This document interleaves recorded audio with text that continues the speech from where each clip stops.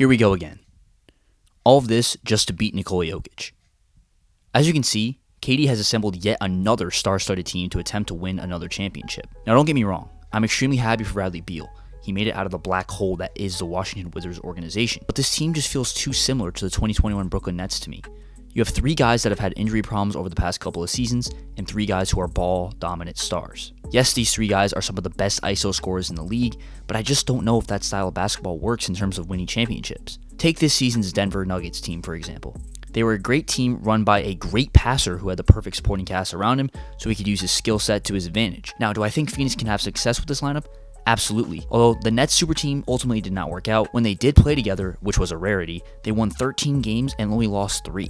The main difference for this Phoenix team that I'm seeing is they don't have a true playmaker with any of these 3 guys. All 3 of them have averaged 5 or less assists per game for their career. In my opinion, they will need to identify which of the 3 of them will have to take the back seat in scoring in order to be the playmaker. This will be an interesting decision because, as you can see, all 3 of these guys have averaged above 27 points per game for a season, with Beal and KD putting up 30 point per game seasons multiple times. I think the best candidate for the job would be Devin Booker. In 19 games with KD, including playoffs last season, Booker averaged 7.1 assists per game, which is 2.3 assists per game more than his career average. I think Booker running the point opens up Beal and Durant to have a lot more opportunities since Booker's such a big threat to score the ball at any range. Also, with KD entering his age 35 season, they definitely want to be careful with him, especially with his recent injury struggles, so I can't see him running the playmaker role for this team. One glaring hole in this Suns rotation is the lack of depth. It really hurt them in the playoffs, and having Beal, KD, and Booker and Ayton, there really isn't someone off their bench who can come in and provide. There are a few guys that have experience like Cam Payne and Terrence Ross, but if Phoenix wants to be able to compete for a championship, they're definitely going to need some help off the bench. Another huge problem with their bench and their team is the amount of players currently in line to be free agents this offseason. If you take a look here, there are 8 players currently on the roster that are either restricted or unrestricted free agents this offseason. That's more than half of the active roster. And with KD,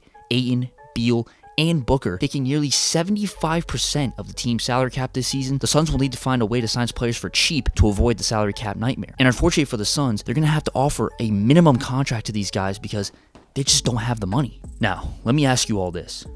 Did the Suns make a mistake signing Bradley Beal, or they find success and bring the city their first ever championship? Let me know in the comments below.